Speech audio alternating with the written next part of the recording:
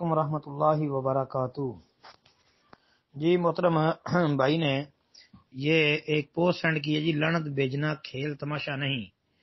سیدہ عائشہ رضی اللہ عنہا نے بیان فرمایا کہ ابو بکر رضی اللہ تعالی عنہ نے ایک مرتبہ غصہ میں کسی غلام پر لعنت کی تو نبی کریم صلی اللہ علیہ وسلم نے ان سے فرمایا کہ ابو بکر کیا صدیق بھی لعنت کرتا ہے؟ ہرگز نہیں، رب کعبہ کی قسم۔ آپ صلی اللہ علیہ وسلم نے یہ بات 2 یا 3 مرتبہ دہرائی۔ سیدنا ابو بکر صدیق رضی اللہ عنہ نے اسی دن کئی غلام آزاد کر دیے۔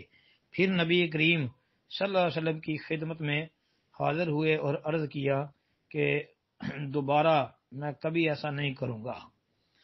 جی الادب المفرد امام بخاری کی، اس کا نمبر یہ لکھا جی 319، اور شیخ البانی والی صحیح الادب المفرد کا 243، اور الترغیب و ترہیب 397، یعنی جلد 3 صفحہ 397، اور مشکات المصابیح کی تخریج 4796 لکھا ہے۔ جی یہ سارے حوالے تو میں نے نہیں چیک کیے، البتہ امام بخاری رحمۃ اللہ علیہ کی الادب المفرد کے اندر اسی نمبر پر، یعنی 319 نمبر پر یہ حدیث موجود ہے، اور شیخ البانی رحمۃ اللہ علیہ کی جو ہے صحیح الادب المفرد، اس کا نمبر 243، یہ نمبر بھی درست ہے، اور روایت کی سند ٹھیک ہے۔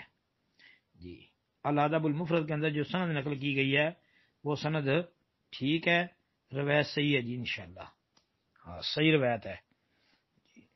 السلام علیکم ورحمۃ اللہ وبرکاتہ۔